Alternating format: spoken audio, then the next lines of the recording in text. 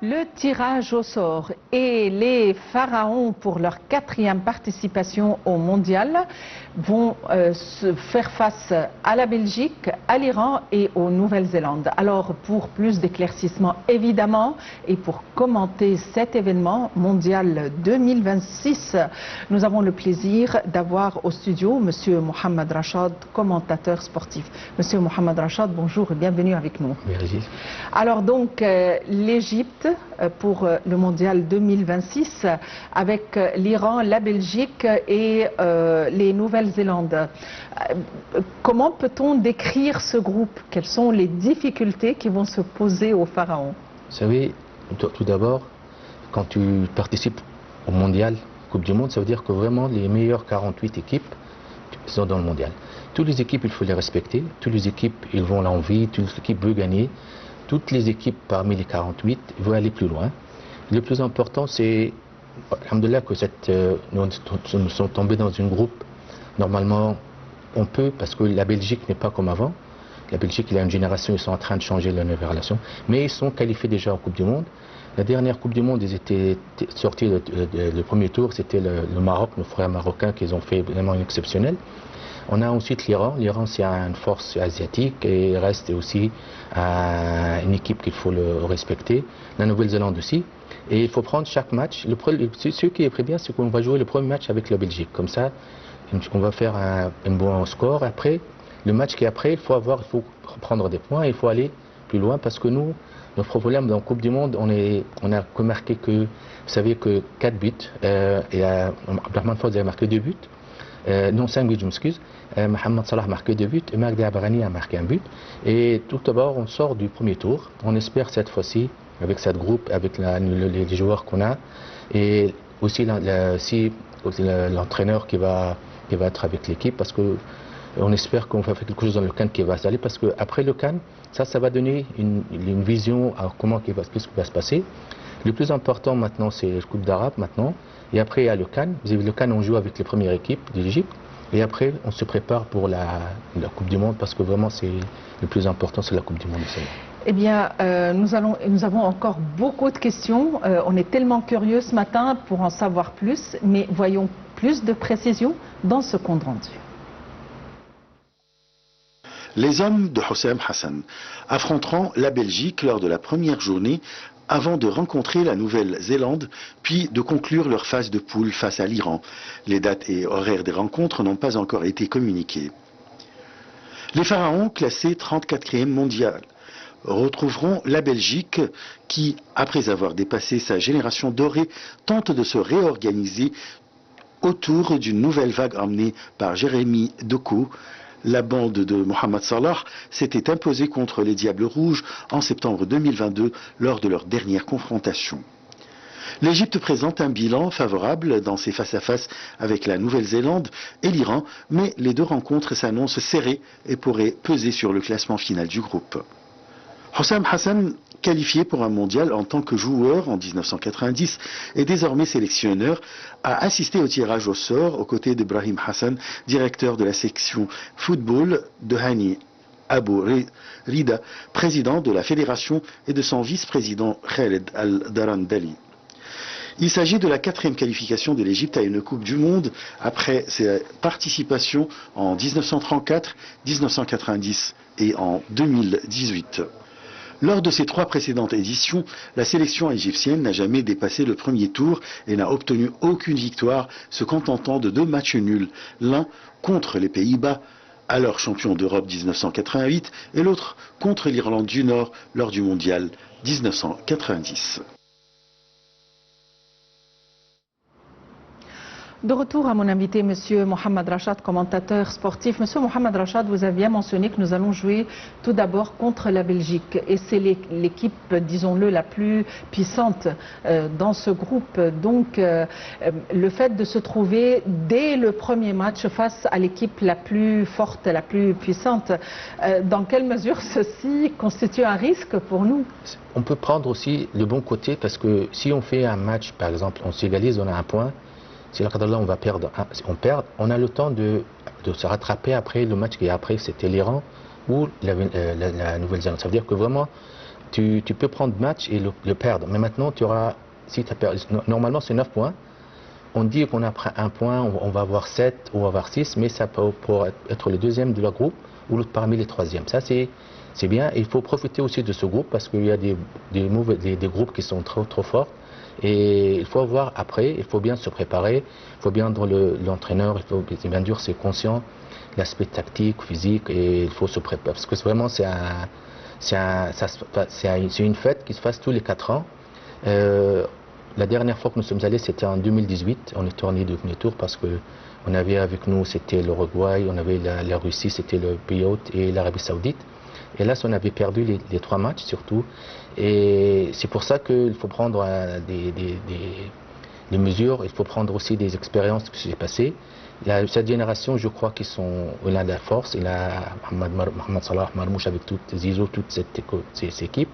Le plus important, c'est l'entraîneur, c'est l'aspect d'équipe, comment on joue et comment un match. Vous savez, chaque match, il y a un scénario 1, un scénario 2, et tu prépares pour tout.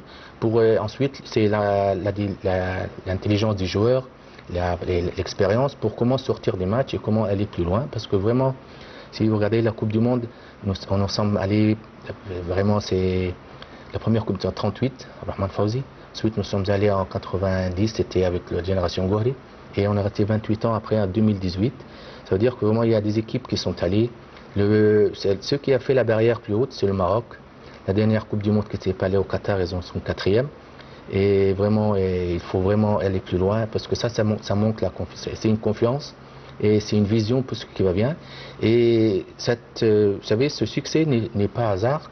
C'est parce que tu as un plan annuel, il y a un plan qui va pour l'avenir. Et comment tu prépares les jeunes et comment tu prépares il faut voir la structure, comment les plans, comment tu prépares les entraîneurs. Parce que le Maroc, ce qui est bien aussi, c'est qu'ils ont pris l'académie Mohamed VI, parce qu'ils ont trouvé qu'ils sont allés à la Coupe du Monde, ils sont pas allés au Cannes. Alors ils ont déjà fait avec 13 millions d'euros. Et vous savez, c'est une mine d'or parce qu'ils viennent de prendre le champion de Coupe du Monde de moins de 20 ans. Le moins de 17 ans, ils sont sortis contre la dernière 30 secondes contre le Brésil. Ça veut dire que c'est un travail. C'est une académie qu'ils ont fondée. Fondée pour le football tout précisément. Tout le football et pour le football féminin aussi, pour le foot de salle. Vraiment, c'est une très grande structure. Et d'ailleurs, ça se voit comment ils sont allés. Ils sont allés à la 4e Coupe du Monde et ils vont faire la Coupe du Monde, qui n'est pas de cette Coupe du Monde, c'est lui qui après, ils vont le dérouler. Parce qu'ils ont l'avenir, ils ont des visions. Ils ont aussi, il y a des joueurs qui sont professionnels et qui sont étrangers. Par exemple, ils n'ont pas leur mère marocaine ou son père. Alors ça, ils l'ont pris, ils ont donné la possibilité de jouer avec le Maroc. Et ça les a aidés au plus.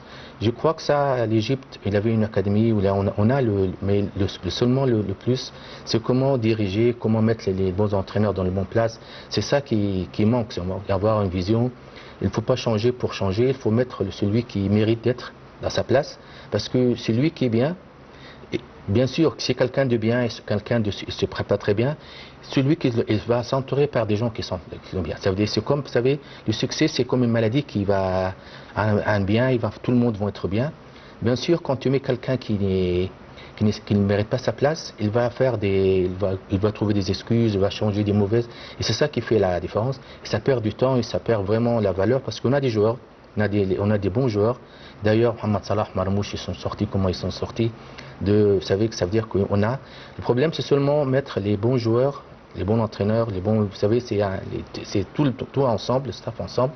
C'est ça qui fait la différence. Surtout parce qu'on est jugé parce qu'il y a des compétitions, surtout dans le foot ou dans les Jeux Olympiques, dans tout.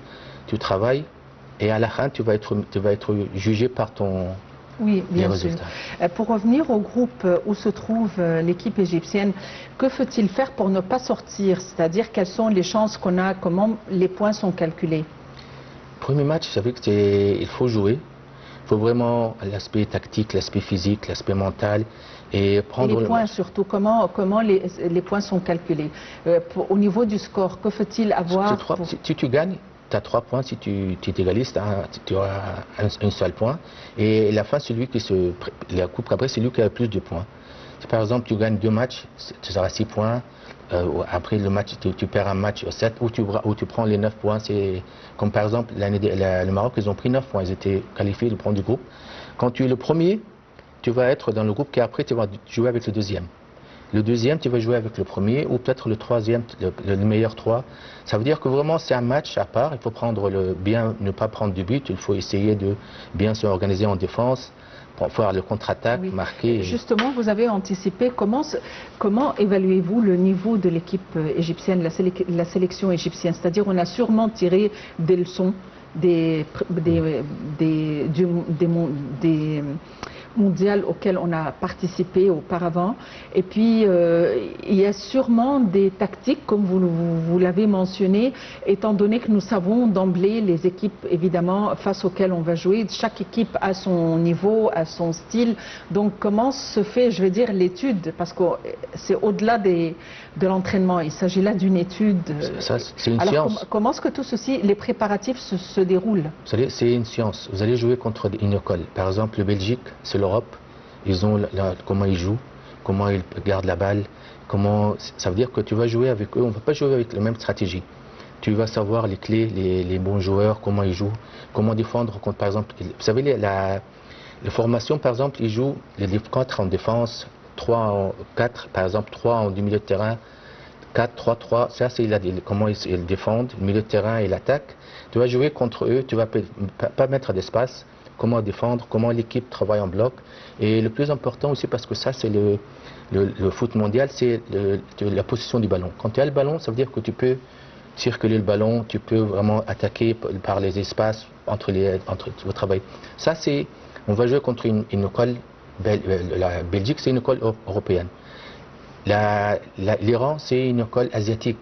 Comment ils jouent, ça va pas être différemment quand ils vont rentrer fort, ils vont essayer de gagner parce que c'est pas des duels, mais c'est entre eux, ils veulent gagner.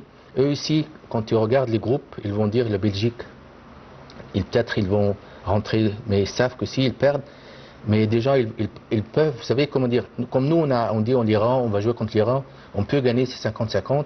Comme la Nouvelle-Zélande aussi, c'est pareil, il faut pas donner le ballon, il faut pas faire des, vous savez parce que le foot, les buts marquent par des fautes. Alors il faut essayer de ne pas faire des fautes. Et quand par exemple tu as l'occasion de marquer, il faut marquer parce que quand tu marques un but, là tu rentres ton match facile, tu défends bien et tu essaies de marquer un autre. Comme ça le match soit facile au lieu de rentrer, au lieu de se fatiguer, avoir des blessures parce que le plus important c'est que tu joues les 3 matchs en forme. Tu joues les 3 matchs avec les 3 écoles différentes et tu n'as pas de blessures, tu n'as pas de cartons rouges, tu n'as pas des gens qui sont sanctionnés. Ça, c'est comment tu diriges les matchs.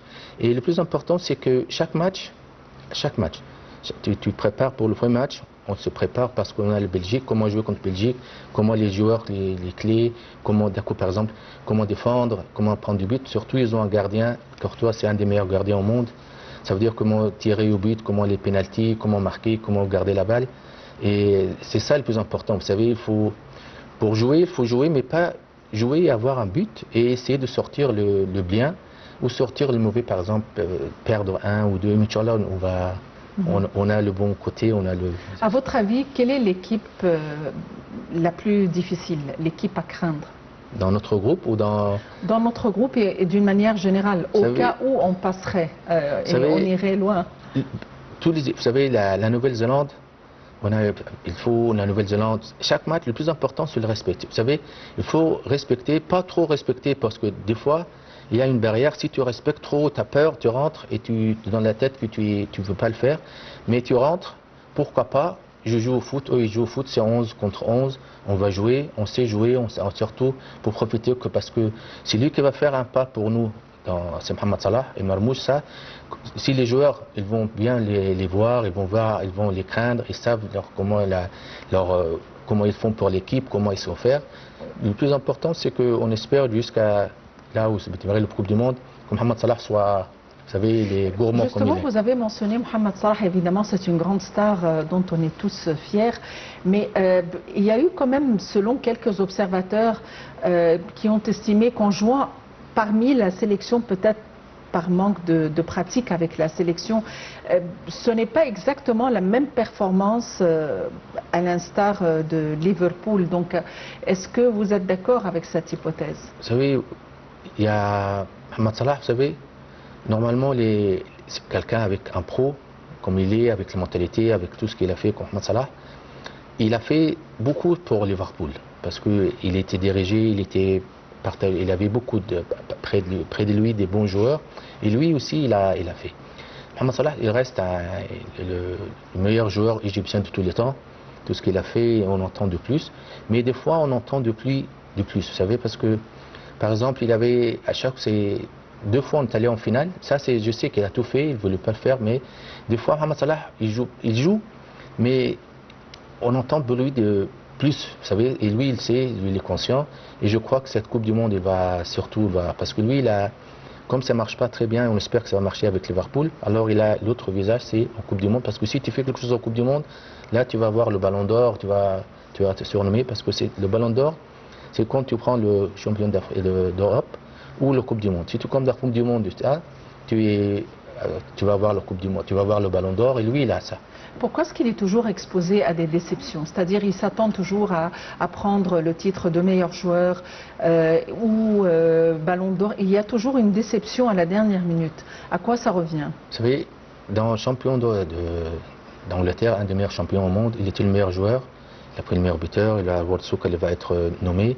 Mais pour prendre le Ballon d'Or, comme je vous ai dit, il faut prendre le Champions League. Et quand le match, quand tu es derrière Paris Saint-Germain, quand tu es sorti par des buts, Mohamed Salah, c'est la première fois que je le vois qu'il pleure. Il pleure parce que c'est la valeur de ce match, c'est lui qui gagne. Et d'ailleurs, c'est Ousmane Dembélé qui l'a pris parce que le Paris Saint-Germain, les gens Paris Saint-Germain, ils ont tout gagné. Alors si tu gagnes tout, alors tu es nommé pour le meilleur joueur au monde. Mohamed Salah, il reste. Ce qui est bien, c'est que j'ai vu une photo de lui quand il a pris le meilleur championnat, le meilleur buteur, le meilleur joueur à la championne anglaise. Il était rentré dans le terrain et il avait avec lui la coupe et les chaussures. Ça c'est bien, ça veut dire que j'ai pris ce trophée, il y a un autre trophée et son but c'était de prendre le meilleur joueur du Ballon d'Or parce que le seul qu'il a pris c'est Georges Weah en 95. Et lui il aimerait bien voir cette coupe. Ça veut dire c'est bien que tu as une but devant toi, une barrière, tu veux la franchir. Il dit que si je prends cette coupe, et parce que normalement c'est le meilleur africain, le meilleur joueur arabe et étranger dans le championnat anglais, mais si tu prends cette coupe-là, c'est là qu'il le manque, il dit que je vais la prendre encore fois. C'est ça la mentalité, c'est ça il est très bien pour les jeunes, savoir vraiment comment il faut travailler. Et vous savez aussi, il y a un exemple aussi, nos frères, le couple d'Arabes qui se trouve maintenant, nos frères palestiniens. Vous savez, il n'y a pas d'inspecteur, il n'y a pas de terrain, il n'y a rien. Il y a vraiment, même les terrains, ils ont mis pour loger les gens, pour mettre des tentes. Et vous savez, ils ont donné un très bon exemple, un très bon exercice. Tu n'as rien, mais tu as le cœur, tu travailles, tu fais tout. Ils ont gagné là au Qatar. Ils ont fait un match contre la Tunisie, ils perdaient 2-0, mais ils sont rentrés 2-2. Et ça veut dire que vraiment, il ne faut pas dire que j'ai rien, je vais essayer. Non, c'est des excuses.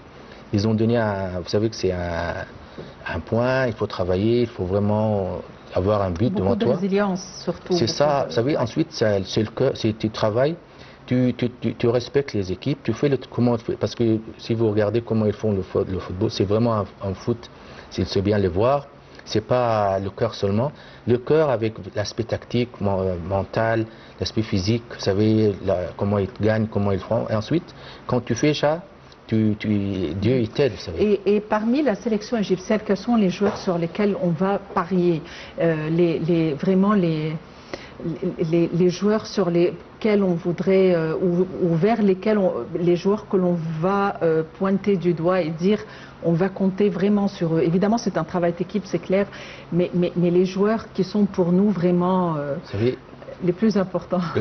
C'est les joueurs. Des fois, vous savez, il y a le plus important, vous savez, dans le football et surtout égyptien, il faut que le joueur sache il est fort en quoi, il le manque quoi et il fait le plus. Salah le fait. Salah le fait parce que j'ai vu une interview de lui de 2022. De 2022 à 2025, les 3 années-là, il a montré comment travailler. Et c'est un exemple. Et hier, il a vu un entraîneur, Ahmed Chaoui, a dit que quand il était avec Kérouche, il regardait les autres joueurs, comment ils mangent. S'il va quelque chose va bien, il va leur dire parce que c'est un travail d'équipe. Mais des fois, il y a des joueurs qui, c'est pas feignant, mais c'est qu'ils se contentent d'où il est. Il est dans l'équipe nationale, il est là-bas, on va aller en Coupe du Monde. il faut faire plus, il faut être à la hauteur. Des fois, nous, on entend des joueurs qui fait plus, et lui, par lui-même, il ne s'est pas aidé lui-même. Vous savez, pour donner une bonne image, il faut qu'il sache son point fort et son point faible, travailler sur son point faible et faire plus son point fort. Et à la fin, tu vas essayer de faire 100%, 200%, et tu donnes tout. Si tu donnes tout, tu vas être... Et même si tu joues, il faut que tu mérites ta place, tu es sur le banc, tu veux rentrer. Et c'est ça qui fait la joueur. Alors le plus important, c'est comment ils rentrent, comment les joueurs voient la Coupe du Monde d'aller, comment eux ils veulent, ils se contentent d'aller là-bas. Mais il faut aller plus loin, il faut vraiment mériter, il faut être plus, il faut rester. Il faut montrer aussi, vous savez, parce que ce qui n'est pas bien de l'équipe avec Helmut Hollande, il y a des joueurs qui n'ont pas voulu aller avec lui. Le maillot de l'Égypte, c'est un maillot vraiment, c'est la gloire, c'est l'Égypte, c'est l'histoire. Mais pour que disent qu'il y a des joueurs qui ne vont pas aller avec lui, ça veut dire que nous on veut, on essaye, on pousse, et les joueurs s'ils ne veulent pas, c'est ça qui est pas bien, c'est ça qui manque. Mais je crois que avec l'équipe première qui vont aller au Cannes, l'Égypte, suite la Coupe du Monde, je crois qu'ils sont conscients, surtout quand l'hymne national, ça y est vraiment, il va rester toute sa vie, c'est un honneur pour lui, pour ses enfants, pour toute la famille, vous savez, porter le maillot de l'Égypte et aller plus loin, marquer un but, mettre les gens heureux, c'est ça ce qui est... C'est très bien. Oui, il y a aussi une autre remarque. Nous, qui sommes le public, on n'est pas des professionnels de foot, mais on a l'impression que quelques-uns parmi les joueurs, ils font beaucoup d'efforts, ils sont très bien, très professionnels, mais face au but, il y a comme une sorte de déstabilisation. Je ne sais pas ce qui leur prend, mais ils perdent le contrôle, on a l'impression. Ça, c'est travailler. Ça, c'est un travail. Parce que ça, c'est un scénario. Et les bons joueurs, par exemple, si vous me Messi et les autres, ils disent des fois, ils restent avec lui. Parce que, comme je vous ai dit, il y a l'aspect mental, c'est très important, avec l'aspect physique, l'aspect technique, tactique. L'aspect mental, c'est que des fois, il se concentre lui-même, comment il va marquer un but, comment le but va venir, comment mon position de mon corps, comment je vais le mettre un seul, avec la tête. C'est des décisions que tu le prennes. Et si tu t'entraînes bien, et tu essayes, qu'est-ce que tu veux le faire. Par exemple, Zidane, c'est un des joueurs parmi les... Il a arrêté de jouer parce qu'il a dit, mes idées que j'ai dans la tête, mon corps ne le fait pas. Ça veut dire que des fois, il faut savoir le but, il faut s'entraîner, il faut tirer d'un tour, il faut le garder, il faut dribbler. Vous savez, ça c'est des... Ensuite, voir des beaux buts, s'entraîner, c'est des entraînements. Si tu t'entraînes très bien, ça veut dire que c'est un scénario, tu viens, quand ça vient, tu le fais très vite. Et tu sais comment le mettre, et ça se voit que c'est le travail. Quand on perd devant le but, ça veut dire que vraiment, il y a un manque d'exercice, il manque de confiance, il manque beaucoup de choses, c'est manque de choses. Mais c'est pour ça que si vous regardez les très bons joueurs, ce qui fait la différence entre un bon joueur et les meilleurs et les très bons meilleurs, c'est qu'ils se contentent d'une chance qui vient, il sait comment le marquer, et c'est l'importance de chance. Il le marque, mais il ne le regrette pas après parce qu'il a tout fait pour le marquer. Ceux que, par exemple, devant le but, il rate parce que c'est des choix. Vous savez, le football, c'est un choix. Un choix, tu le prends très vite et tu le précises très vite aussi. Si tu manques de... avant la balle vient, je le mets ce côté-là, je le mets avec la tête. Manque de confiance, la balle va partir. Ensuite, tu auras tout le temps de regretter ce qui s'est passé. Ce qu'ils font, c'est qu'est-ce que tu fais pour le rendre facile. Ensuite, quand tu travailles très bien, tu travailles très fort, tu rends la vie facile et tu rends la... Très bien. Monsieur Mohamed Rachad, vous êtes commentateur sportif. Merci d'avoir été avec nous aujourd'hui.